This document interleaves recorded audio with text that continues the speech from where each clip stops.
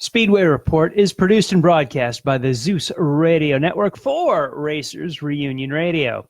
Well, rain on Sunday means we all win on Monday. NHRA and NASCAR gave fans a reason to call in sick with a little help from Mother Nature. Restrictor plate racing and blocking get put under the microscope again, and Ferrari's rise to power is quick to fall. We've got all this and more coming up. Welcome to Speedway Report, Monday, October the 14th, 2019, from the shores of Lake Norman in Race City, USA, Mooresville, North Carolina. I'm Patrick Reynolds, and thank you for joining the fastest half hour in racing. Question for you. Have you subscribed to our YouTube channel yet? Go over to YouTube, just search for a Speedway Report with Patrick Reynolds. We could use a few more subscribers. We'll be dropped right into your mailbox, and there's no reason to miss us. Easy way to find us each and every week. Let's jump on over to the Speedway Report Victory Lane Lap as we roll through October, whatever month it is. Roll through the fall and so many big championship events. The NASCAR Monster Energy Cup Series raced this afternoon at Talladega, Alabama. We made it to stage one yesterday. William Byron was your winner. The rains came. We finished the race, just about 2 hours ago. We threw the checkered flag, and Ryan Blaney took home a very, very narrow win over Ryan Newman. Pretty big, wide Talladega, typical finish. Lots of passing, lots of crashes. The trucks raced at Talladega on Saturday, and Spencer Boyd won after Johnny Sauter was penalized for blocking Riley Herbst below the yellow line on the final lap. We're going to take a look at all the blocking and the plate racing stuff. I'm going to talk about this shortly. NASCAR's Wayland Modified Tour wrapped up their season at the World Series in Thompson, Connecticut. Justin Bonsignor won his sixth race of the season, but with a seventh place finish, Doug Coby won his sixth NASCAR Tour Championship. I was at the season opener down in Myrtle Beach. He was on the pole, started last because of an illegal tire change. Came back to the front, won that race, and, well, here he is, champ once again in 2019. NASCAR's K&N Pro Series West Cars raced 150 laps in Roseville, California. Jagger Jones was your winner. That's right, Jones.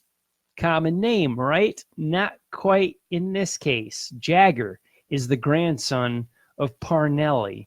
So we've got a third-generation Jones slicing his way up through short track racing on his way up through professional motorsports.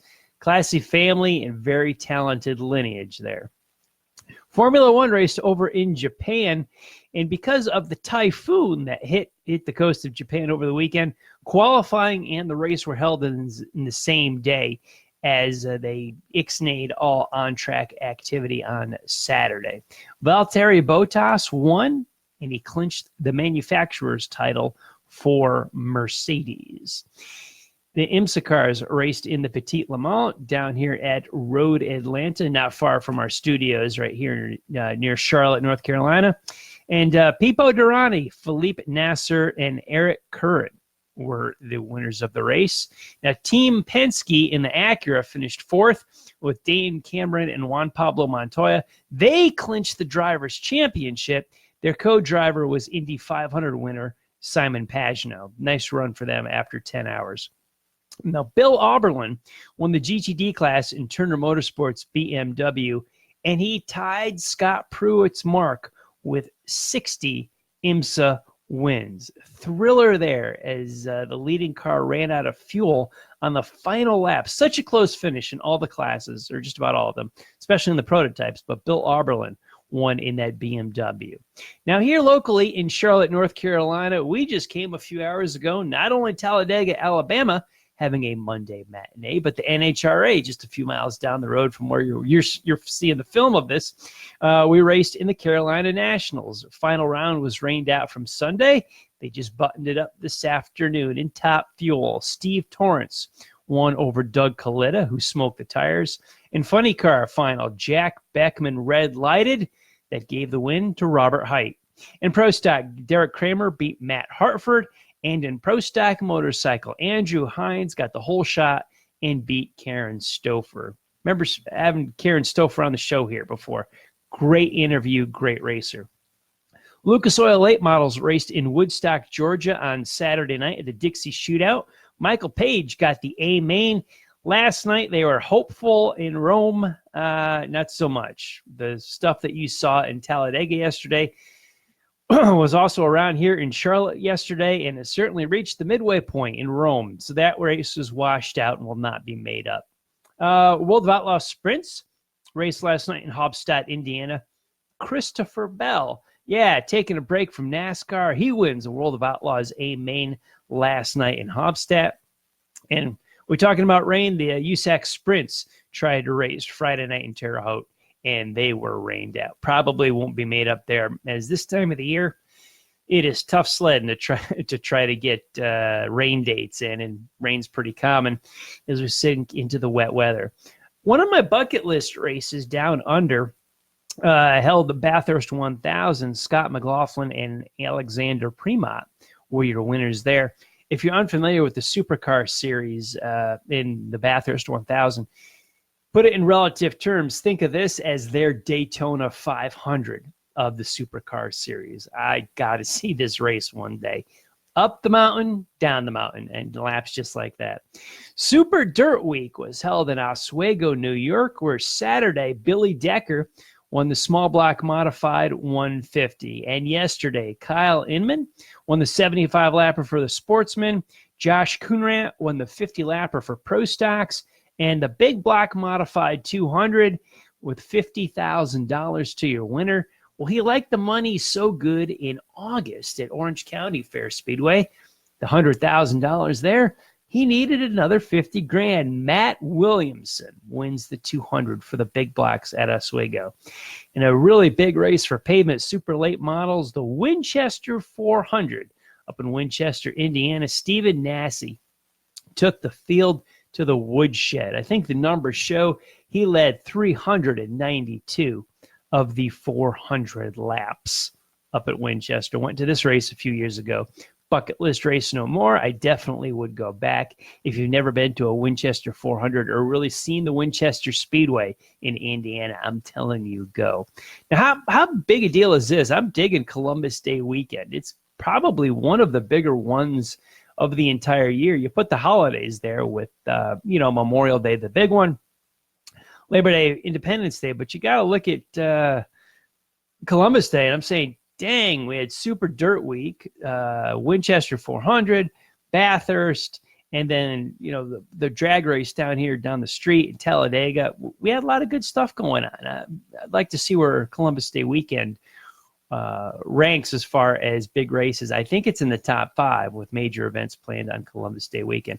Now, who else's remote got a workout on Saturday overnight? I was watching the truck race, then I saw qualifying for the Cup race at Talladega. We went over to the Petit Le Mans from Road Atlanta, all on NBCSN. Over as the race was concluding, I swapped over to ESPN. What was happening there? Oh, Formula One qualifying. That was happening right there because of the time change in Japan and the typhoon hitting. Qualifying was moved to Sunday morning, which was Saturday night here on the East Coast of the U.S.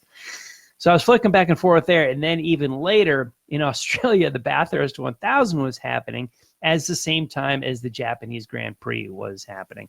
It is tough to be a race car nerd, people, when you're working the remote and you're giving the batteries a workout just because you're trying to catch all this stuff. And I don't even think that has anything to do with Columbus Day weekend. That's just a coincidence that all this cool stuff was happening at once. Well, let's talk about some stuff. Every time there's a restrictor plate weekend, either at Daytona or Talladega, more so often at Talladega than anything else, the material kind of writes itself. You don't have to go looking for a story. I know somebody's going to be pissed. Somebody's going to be mad. Somebody's going to be happy. It's never going to be somewhat of a downforce weekend race where it just sort of happens and plays out. And guys may be happy because they didn't finish where they are, but guys are usually upset and they don't understand and they're pointing fingers, and we had that. Let's see. We began Saturday with Johnny Sauter's block on Riley Herbst. Sauter was leading. Herbst went to make a pass in him. Sauter blocked Herbst. They went down below the yellow line. Spencer Boyd comes around the outside. Sauter crossed the checkered flag first, but Boyd was in second. He gets the win with the Sauter penalty to the last truck on the lead lap. Earlier today, just a few hours ago, Ryan Newman threw the block on Ryan Blaney. They went below the yellow line, so we're forcing drivers below the yellow line in blocking. Sauter was penalized. Ryan Newman was not. Now, why is that? Here's the explanation. I don't care. It's a stupid rule. Yeah, quote me. It's a dumb rule. The double yellow line rule is stupid. These guys are professional race car drivers. They know what they're doing out there. I say if it's paved, let them race on it. Now, I know I'm old enough. I've been around long enough. I know the darn race that this rule came into effect because it was the 1999 Daytona 500. Jeff Gordon made a move for the lead, which led to the race win. And he was way down on the apron, had two wheels. He was way on the apron, had two wheels close to the grass, swept back up, and Rusty Wallace let him back in up the track. Otherwise, it would have been a heck of a wreck. Well, these guys are race car drivers. If you didn't want to wreck, don't be a race car driver. Maybe buy a ticket, sit in the grandstands, maybe go fishing. I don't know, maybe write some music, read a book. It's car racing. Crashing will happen. You don't want crashes? How about taking the damn restrictor plates off these cars so the field isn't bunched up and every wreck is a 20-car wreck? Look, we just did Talladega a few years ago. Remember Daytona Rising? They redid all the grandstands. Before Daytona Rising, Talladega pulled out all of their grandstands and rebuilt them. Why didn't we just condemn the bottom rows and build the stands up and put everything up far and away from the track?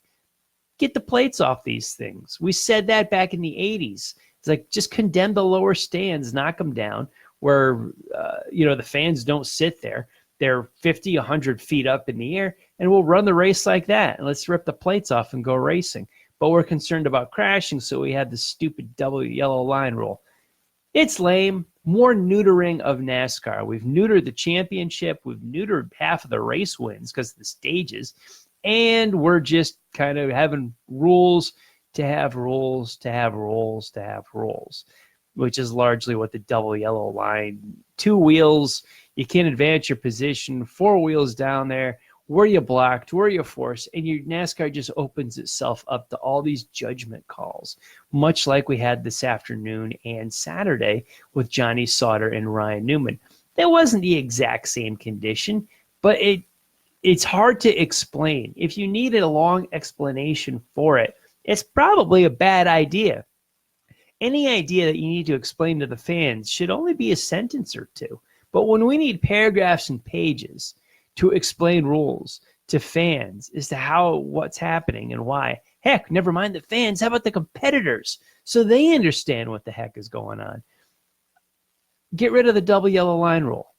Let these guys race. If they crash, they crash. If you're so concerned about crashing, we had plenty of opportunity to avoid that and take the plates off the cars with the rebuilding of the grandstands at both Daytona and Talladega. Cars get upside down. They will. They fly. We have plates on the cars. They still get sideways. They get upside down. Brendan Gaughan did it today. He got sideways, got turned over. It just went once, but he landed back on the wheels. He's fine, uninjured, great. But we've had plates on these cars for over 30 years. We're still turning cars over in the air. You haven't done anything as far as keeping cars on the ground. We might as well let them race and be better at it. The double yellow line rule, stupid. Restrictor plates, stupid. Don't like either one. Now, however, as a general consensus, there is a little bit of Bowman Gray-ish activity when it comes to these Talladega races.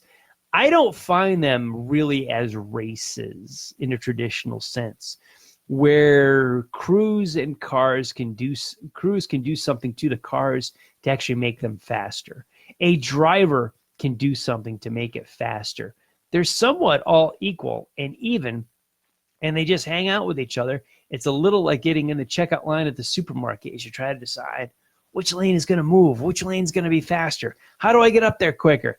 And it's a little bit of pot luck. Some guys are real good at it and can sense which lane is moving, where the energy is, and can make stuff happen. There's pretty good plate racers out there, and some which are just mid-pack racers, but sometimes people can really live large in this type of a world and environment and thrive in it. But yeah, the plate racing, it's Bowman Gray to me, like, it's good entertainment, but I don't know if it's good racing. The racing to me in a traditional sense, it's not it, but it certainly is entertaining. So I'll call that what Bowman Gray is. I can see a good race at Bowman Gray. I can see a good race at Talladega, but I know I'll see a good race at Martinsville just because it's the nature of the beast. Let's talk about the prancing horses a little bit. Bright red.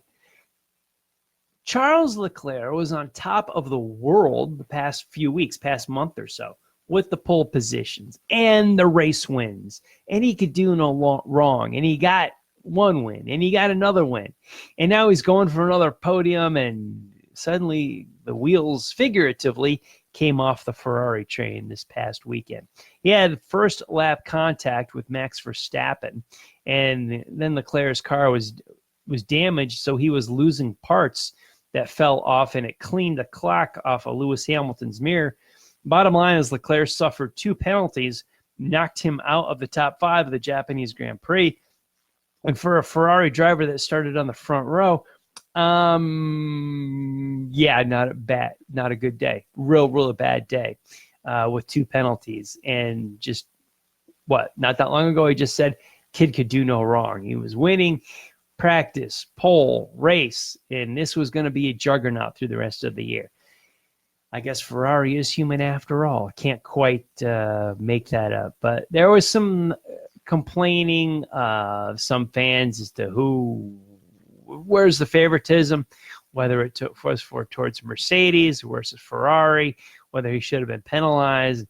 There have been some calls against Sebastian Vettel earlier this year, and it just seems like Ferrari is not getting any favors from the FIA when it comes to penalties and their FIA's calls. The stuff that could go either way, it's going against Ferrari.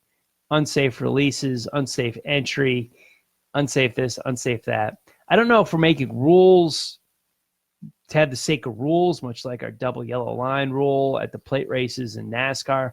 It seems like F1 has its own share of bureaucracy where we have rules just to have rules so we can have some rules and then more stuff. Now I'm going to have the Slap Upside the Head Award be presented here in a few weeks as we come to one of my annual complaints. The weekend of November 7th, 8th, and 9th, once again, here in the North Carolina area, we have the World of Outlaw World Finals going up against the North-South Shootout for pavement modifieds, which will be held this year in Hickory, North Carolina. World of Outlaw World Finals will not suffer a bit, as always has a sold-out grandstands and packed pit area. The North-South Shootout always struggles for attendance. It has been held at Concord. It has been held at Caraway. Now it is being held at Hickory. They struggle with cars and the show and the attendance and ticket buyers. Well, the World of Outlaws takes them to the cleaners. The North-South Shootout rarely is run not on the same weekend as the World of Outlaws World Finals. Trust me, there's people around here locally that need to make the choice as to where they spend their ticket money. So many people travel and come in from out of town for the World of Outlaws Finals. I know that. They're not going to go to a pavement modified race up in Hickory, North Carolina, but there's some local folks that do have to make a decision. And I think the World of Outlaw Finals is the juggernaut here. The North-South Shootout has got to just choose a better date. I've said this year after year because this is not the first time this has happened. where it's tough to do. Now, there was a time when the North-South race was held at Concord on the paved half mile, where you could actually jet back and forth and get to the dirt track at Charlotte Motor Speedway within a matter of moments. Not so much in Hickory, North Carolina. You're probably talking 45 minutes to an hour away. You're going to have to pick one and stick with it. And the World of Outlaw World Finals will have plenty of folks there. Why is this so hard? Well, I love my pavement modifieds. Why can't we run this race on a different date than the World Finals? World of Outlaws, for crying out loud. Sprint cars, late models, and big block mods, and my precious pavement mods, which I love dearly. We fight this battle every year. You will not beat the World Finals. You'll get your clock cleaned and take fans away from you that will go to Concord and the dirt track. After all that complaining, let's talk about something good. Looking at the Racer of the Week as we salute Motor Week Illustrated. Now, I talked about a lot of guys. There was a lot of cool stuff happening this weekend. Some absolutely very good accomplishments. Doug Kobe won another modified championship. Justin Bonsignor won his 6th race of the season. A lot of good stuff. Ryan Blaney got his first win just a little while ago at Talladega, his first win of the year. I'm going to go with our Racer of the Week, not just what they did over the weekend today, but I try to look at big picture, what's the biggest accomplishment. And what clicked off Saturday night at Road Atlanta was a career-long body of work. He tied Scott Pruitt's IMSA win total with 60 sports car victories. I'm going to go with Bill Auberlen, 51 years old, for our Speedway Report Racer of the Week. Congratulations, Bill. Good job in the BMW. More of a body of work and a career accomplishment than just what a guy did over the weekend. In between our broadcasts, keep up on the world of auto racing with SpeedwayReport.com. This show and all of our past ones are archived on the site. Hit me up on social media. Lots of ways to do that. On Facebook, you can follow the show page, Speedway Report with Patrick Reynolds. We are on Racers Reunion on Facebook. Head on over to Twitter, and I'm at Speedway Report and at Speedway Pat. On Instagram, I'm Speedway Pat, and our shows are on the racersreunion.com site in the forum. As I said at the top of the show, subscribe to our YouTube channel and check me out on LinkedIn too. Big thanks to everyone on the Facebook Live feed for joining the conversation during the show tonight. Autumn is here. Tracks are closing. Better grab a show before the winter snow flies and we're all inside complaining that there's no racing to go to. I want to thank all of the military, past and present, for the freedoms we enjoy as Americans in our daily life, including the simple things like bench racing right here on a Monday night. Freedom is not free, and a veteran paid that bill for us. To all of the men and women who are defending freedom and watching Speedway Report, take care of yourselves and come home soon. A special salute to the teachers, school staff, firefighters, police officers, and paramedics in our own communities.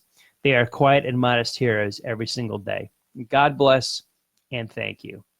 You have been watching Speedway Report from the shores of Lake Norman in Race City, USA, Mooresville, North Carolina. Please like our Facebook page, Speedway Report with Patrick Reynolds, and follow me on Twitter at Speedway Pat. The drag racing list folks have the week off. They took last week off too. I forgot all about them. I'll give them a plug, but if you want to go on over to Drag Racing List on Facebook, give the show page a like. Anyway, they could use some more likes over there. They always appreciate that. But they'll be back 1 week from tonight on the 21st, as will we. Be back on Monday, October 21st. What are we going to do? We're going to look at NASCAR and World of Outlaws in Kansas, NHRA in Texas, USAC Midgets in Illinois and Indiana, and a whole bunch of short track racing. Thank you all for listening. I will see you next week.